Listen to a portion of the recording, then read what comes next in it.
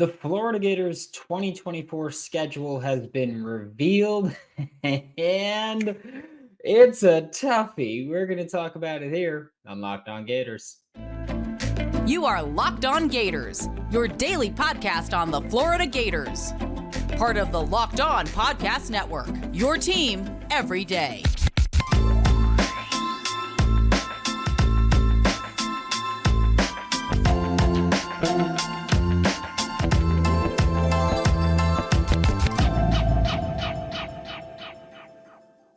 Hello, and welcome back to another episode of Locked On Gators, part of the Locked On Podcast Network, your team every day. Thanks for making Locked On Gators your first listen of the day. We are available daily and free wherever you listen to podcasts. Happy Thursday.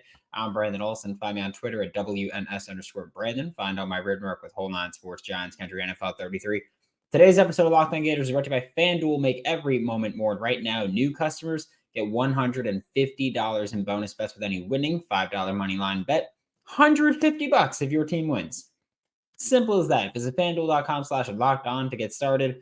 Also, the subtext group has spoken. Today, during the day, we'll say I'm going to shoot for noon Eastern time. We're going to go live, talk transfer portal, talk high school recruiting, and wrapping up this 2024 class a week away from signing day, or less than a week away from signing day. So that's going to be the plan there. If you're not part of the subtext group and you do want to join, it's joinsubtext.com/LockedOnGators. 2 weeks free, $5 a month after that. If you're not a part of Florida Victorious and you want to save 20% of your first month, use promo code LOCKED when you sign up. But we're talking about the Florida Gators schedule today because we knew the opponents. The opponents aren't surprising. But last night, we got the actual dates for these games, and we knew when some games were. We knew Miami, we knew Florida State, we knew quite a few of those. But now we have the actual dates for some of these. Also, remember, 2 bye weeks. That's conference realignment for you. We've got 2 bye weeks for all the teams right now. Things can change depending on, if it's 8 games, 9 games, whatever it is, or 8 or 9 conference games, whatever it winds up being long term. But the Florida Gators start August 31st against the Miami Hurricanes in Gainesville, which I can tell you now, I have every intention of going to that game. I have every intention of doing live shows there. Hell, we might get Alex Dono from Locked On Canes and do a live crossover because I know he's planning on going to that game as well. So there's that game. It's also important to acknowledge this part of it. We don't truly know what most of these teams are going to look like by the time the season rolls around. Because you've still got this transfer portal window until January 2nd. I want to say it was, December 4th to January 2nd. You've still got high school recruiting, got to wrap up National Signing Day. You've still got, or early signing day, you've still got National Signing Day later, and you've still got a second transfer portal window. So we don't know truly what these teams will look like. Miami's in it for Cam Ward right now, the Washington State transfer. If he's your QB, you're looking pretty good. If it's literally anybody else, I'm less optimistic of how Miami's going to look. I do think that that's a game Florida can and probably, I don't want to say should, but I want to say that that's a game that Florida can win and will probably be favored in. It'll probably wind up being 2.5 point spread. Neither teams were super impressive right now. You consider opening in Gainesville, that crowd's going to be just rocking the entire time. But I think that's a game that you can win.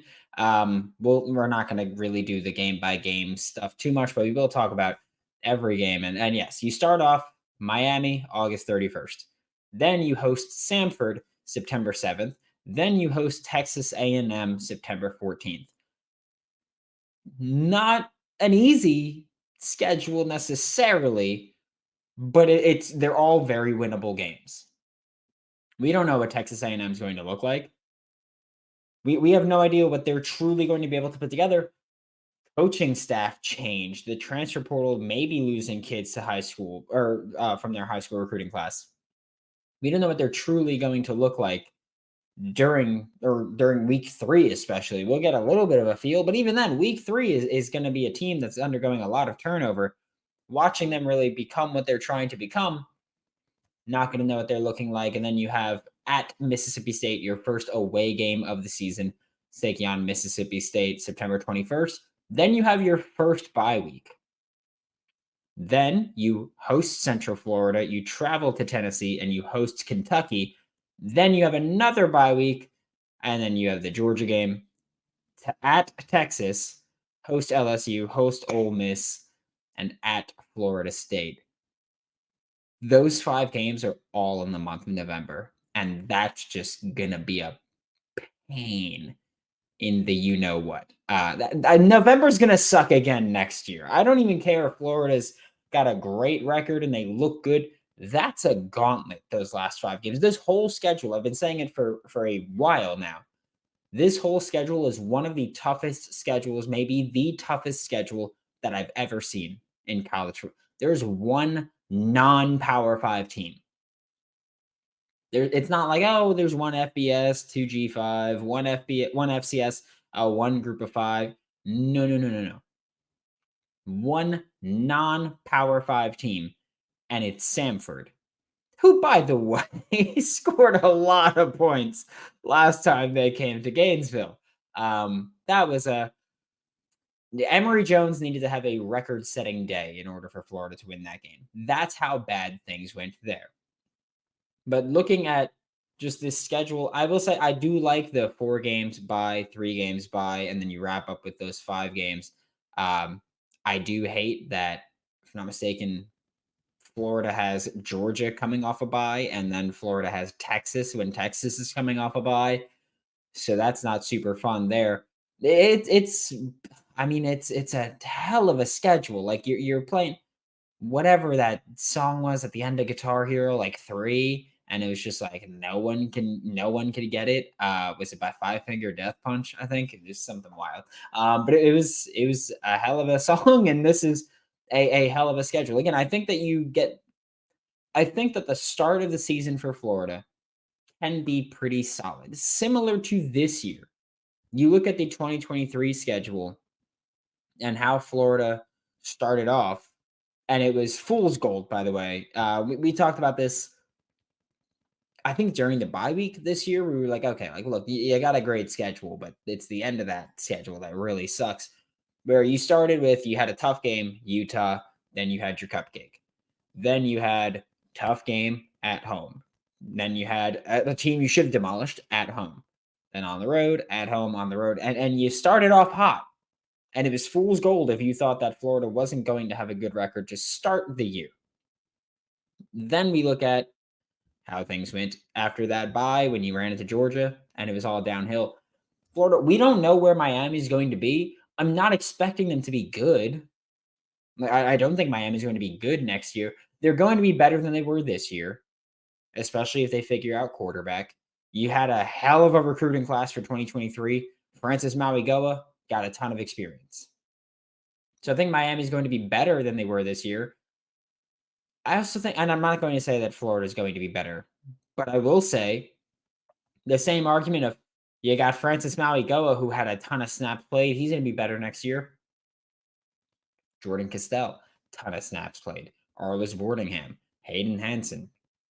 You can look at Jake Slaughter having a full offseason as the guy at center. That's going to be huge. I don't think you can overstate how important Jake Slaughter is going to be during this offseason, spring, and then that right before the season, that little fall ball session. I don't think you can overstate how important he's going to be, or how important that time is going to be for his development, because he's going to have so much time to work with Graham specifically as the guy. They'll be able to find a rhythm there. So I think that we can talk about experience. These are going to be 2 still young teams between Miami and Florida. Could be an ugly game, but we're talking about a Miami team that's still going to be young. Young teams generally don't perform well on the road against a rival in a very, very hostile environment in week 1. So I think that Florida is going to go into that game favored. I think I'd pick them to win, I'm not going to say it's a game that they like. I'm not going to sit here and go, oh, they should dominate. They should destroy them. And I was in a Twitter space yesterday and someone was like, we should beat up Miami. Florida didn't beat up Charlotte this year. So yes, I'm not expecting that at all right now. As I'm doing this, as I'm recording this, Xavier Filsaime just tweeted out a picture of him doing the Gator Chomp with Will Harris. I'm still expecting Xavier Filsaime to leave, but hey, some things might be going well for Florida. Maybe we'll see. We'll see. Still not expecting him to come back at all. That's not my expectation. That's not what I'm expecting to happen. But again, we'll talk about that during the live show today at noon Eastern. Before we talk about the rest of the schedule, it's time to talk about Prize Picks. Let me tell you guys, Prize Picks has been the best way for me to make money playing daily fantasy sports this year. If you've got skills, you can turn $10 into $250 with, guess what? Few easy taps and research. It's simple and easy to play with quick withdrawals too. And to me, that's what makes Prize Picks the #1 daily fantasy sports app. I can't stand when I want to withdraw money and they're just like, you gotta wait 3 days. Like I won't use an app if I have to wait that long. I won't. It's my money and I want it now. That's what we're talking about. Go to prizepicks.com/lockedoncollege. Use code lockedoncollege for a first deposit match up to $100. That's LOCKEDONCOLLEGE. I can spell, baby. Is that for a deposit match up to $100. Prize Picks is daily fantasy sports made easy. Thanks again for making Locked On Gators your first listen of the day. Every day we are available daily and free wherever you listen to the podcast. And like we're talking about the schedule here, the Samford game, we can overlook it. I'm not going to pretend that I've done any research on Samford or what they're going to look like next year. I'm not going to pretend I'm concerned about that. Not. Texas A&M in Gainesville helps you out a bit. Again, this is a time where you're going to have Miami at your house, Samford at your house, and then Texas A&M at your house.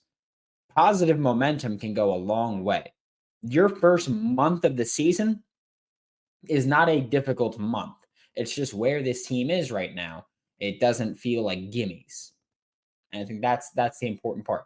We don't know who Florida is going to have starting at Jack. We don't know who Florida is going to have as in their running back rotation. We don't know what that's going to look like. There's a lot of question marks here. So it's hard to truly predict what you're going to do. But I can say, I think that Florida and Miami will go into the season relatively similarly ranked or similarly thought of as where they are and where they stand. However, one, if they get Cam Ward, Miami is going to be thought of as higher than Florida. 2, even if they are similarly ranked, I would think that Miami going on the road in Gainesville, yeah, their fans are probably going to show up. It's not that far of a trip. It's still going to be a very hostile environment, especially if you can get that game to be a night game. Man.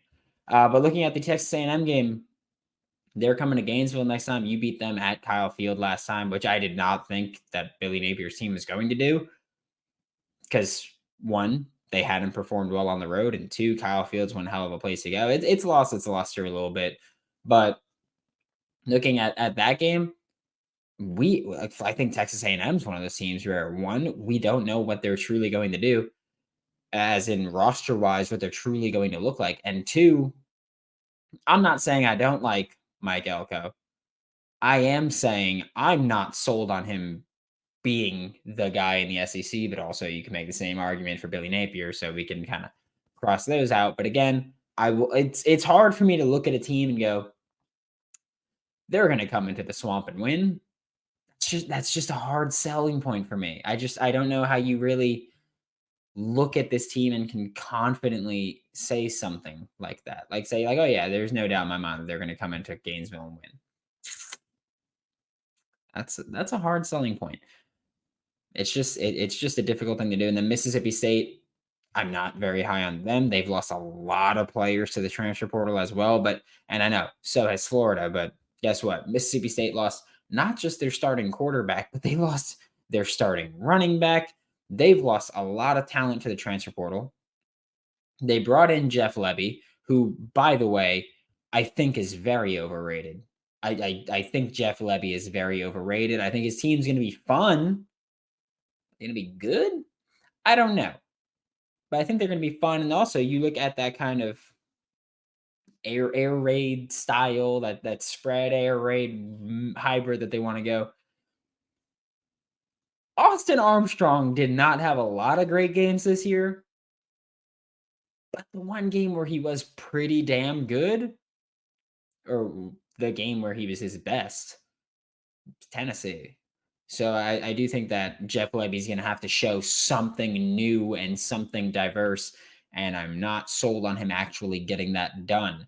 In year one, in week 4, I'm not super sold on him. And then you go into the bye week, you come out of the bye with UCF. I am someone who's been generally higher on UCF than most. Most of that's been because of John Reese Plumlee, and you won't have him next year. You will have a DeMarcus Bowman homecoming and Trent Whitmore homecoming against Florida in that one too. Maybe you'll have Kamari Wilson. Maybe you'll have Jadarius Perkins, I believe, is another one. Maybe you'll have both of those guys with their homecomings into Gainesville because they both visited there. You'll have John Walker playing in the Swamp. You'll have a lot going on. But I think that right now you see like a lot of their offense got to stem because they had someone like John Reese Plumlee. If they bring in like a Daquan Finn or another like dual threat experienced quarterback, maybe I'll give it to you. But right now, they're a team where I think that they're losing a lot more talent than they're set to bring in. And we'll see really what Gus Malzahn's going to put together with that team in year 2 in the Big 12 here. And again, I'm not very high on UCF at this point in time. Tennessee, if Nico's the guy, then we'll see how he's doing. You get Tennessee later in the year, which is not a great benefit for you if you're Florida, because you got Tennessee. First off, Joe Milton didn't look good in most games this year. I think we can generally agree on that. But Florida got them early in the year. This time it was week 3, week 4, or around there. Florida got them early in the year and put them in a body bag. It's as simple as that. They just dominated there. But then you look at what Tennessee did throughout the rest of the year. They had some more explosive games. It wasn't just, oh, we beat up on Austin P or whoever the hell they played before they played Florida this past year. But again, it's still going to be Nico. I think that game being on the road really helps Tennessee because I do think the Swamp played a big difference in this game. But again, it's not even just the QB that was the big issue. Austin Armstrong just put that whole offense schematically in a box. Like he destroyed that offense. And I would expect him to do the same. And I would expect, obviously, Josh Heupel to make some adjustments. But that's another time where we look at it and we go, I don't want to say Florida's going to win because I don't think that they will. Because, again, Neyland Stadium is one of those games where it's really tough to go into and win. But I do want to say that if Tennessee's offense isn't significantly better, it's going to be rough. I think, again, like I said, Florida's probably going to have a decent start to the year. It's going to get rough after that. It's going to get really rough after that. But decent start to the year. Then you have Kentucky in Gainesville. Kentucky's one of those teams where you can say they can go into the Swamp and win. Because you know what Kentucky does really well? They play power football. And you know what Florida, for some reason, has not been able to stop in recent years? The power run, whether it's counter, trap, whether it's long trap, whatever the hell you want to run. If it's a gap run, you're having fun against Florida. They won't have Ray Davis, but they have improved their weapons offensively, and that could spell a little bit of an issue for Florida defensively. But again, that kind of power run style, you could win with that in Gainesville because a big advantage for Florida playing in the Swamp is that you screw up communication between the QB and his receivers and trying to get the word out, and you can force them into these really rough situations. If you can pound the football, you can eliminate that for the most part if you're Kentucky. And, well, Kentucky can pound the football. They're pretty damn good at that. We're about to talk about the final 5 games of the season, which are a pain. A pain. And it's just probably not going to be a really fun time to be a Florida Gators fan around then. Before we talk about that, as the weather gets colder, NFL offers stay hot on FanDuel right now. New customers get $150 in bonus bets with any winning $5 money line bet. That's $150 if your team wins. All you got to do is win that. If you've been thinking about joining FanDuel, there's no better time to get in on the action. The app is so incredibly easy to use. There's a wide range of betting options, including spreads, player props, over-unders. It's beautiful. Kyle Kuzma, 4 threes, 4 3-pointers made. Cashed in the first half yesterday. It's been a pretty fun couple weeks. I'm just saying. That's all I'm going to say. It's been a pretty fun couple of weeks. The Knicks break my heart because they suck and they suck to bet on, but it's been a fun couple weeks. Visit FanDuel.com/lockedon. Kick off the NFL season right. And remember that FanDuel is an official partner of the NFL. Thanks for making Locked On Gators your first listen of the day. Every day we are available daily and free wherever you listen to podcasts. Talk about these final 5 games. And that's where you also have to have a difficult conversation, because if you're looking at Florida's final 5 games of 2023, they went not great. And yes, it was, again, ending the year with a very tough schedule. You had Georgia. You lost that one by 3 touchdowns. Arkansas is a game you should have absolutely won. You lost that in overtime. LSU on the road, expected to lose that one. Missouri on the road in a game where Max Brown had to finish it because Graham Mertz got hurt. You lost that one with 8 seconds left. I think it was 8 seconds left that Mevis kicked that field goal. Then you ended the year with a loss to Florida State in one of the ugliest football games we've seen. And that was a game where, I get it, you had Max Brown, and they also had their backup quarterback. Florida failed to capitalize on multiple opportunities. Florida State game is a coaching loss because they failed to capitalize in multiple spots. And I don't think that the coaching staff put many of the players in position to succeed. Ended it on a 5-game losing streak there. Looking at the 2024 schedule, you go out of the bye, Georgia, at Texas, host LSU, host Ole Miss, at Florida State. In those last 5 games, it is incredibly likely that you're going to play against both Trevor Etienne and Princely Umanmielen. Let me tell you, that's gonna be a bitch. It's just gonna suck to see. It's as simple as that.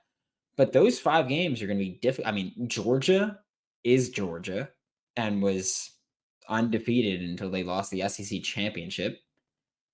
Texas, well, college football playoff Texas. LSU, interested to see what they're going to do at QB. I think that's going to be a big deciding factor because, I mean, you lost Jaden Daniel. You lost the Heisman winner at quarterback. Ole Miss, I will never be bought in on Lane Kiffin, but we can acknowledge he's a hell of a schemer. And he's putting together a hell of a transfer portal class where if he gets Princely in that, he's already added multiple players that are going to be high impact players immediately. Yeah, Ole Miss could be looking pretty damn good, especially because they have Pete Golding as DC now. It's not a completely ignored defense anymore. And then Florida State. Almost college football playoff Florida State, although, again, they're going to be a team that's undergoing a ton of major roster turnover because all of the seniors and upperclassmen they have that are leaving to the NFL or out of eligibility that are still good college players, just not NFL players. They're going to have a lot of turnover. but you're going to be, again, in Tallahassee for that one. It's a tough one. I'm not gonna hold you. It's a tough stretch, but I think that this is, again, you're ending the season running a freaking gauntlet. And that's where we have to have the conversation of, it's possible you go one in. I think when you look at those last 5 games, Florida is likely going somewhere between 0-5 or 2-3. If you go 0-5 again, that's back-to-back years going 0-5 to end the year. That's a really hard sell, especially because we know that the last 5 games of the season have impacted this team. Like, when you look at the public perception of it, and I know people don't want to hear it because it's me spreading this. Yeah, it's me writing the articles about is Billy on the hot seat, even though I publicly say he's not. Yeah, it's or wasn't at the time. It's me. I'm the problem. It's me. You got me. It's all a narrative that I decided to randomly push for no reason. Good job. But no, realistically, you can go 0-5. You can go 2-3, especially if you look at how LSU rebounds from not having Jaden Daniels, how Florida State rebounds from really all of their roster turnover. Again, there's quite a bit of stuff there that can really impact how this team is perceived. And I mean, honestly, what your head coaching situation is going to look like beyond that. Because yeah, it's an absolute gauntlet. Maybe you build some good trust in the start of the season if you win games that you're supposed to win and win one that you're not supposed to win.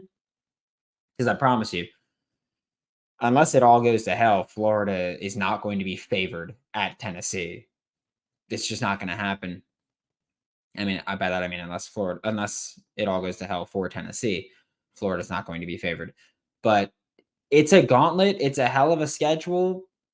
Could go pretty well. Like, if you get bowl eligible on that schedule, Billy Napier's not getting fired.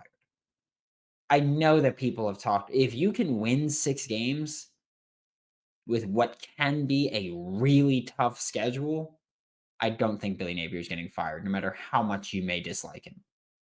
If you don't get bowl eligible and your back-to-back years of not being bowl eligible, we have a difficult conversation. But if you can get bowl eligible if you're Billy Napier, congratulations, dude. Like you bought yourself at least another year, because it's gonna be a really tough schedule. You can win it, but yeah, it's a doozy, man. And here's the thing also. I like having a tough schedule. I just wish that everybody would have a tough schedule. And by that, I mean, I like booking Miami, Florida State, UCF as your non-conference opponents.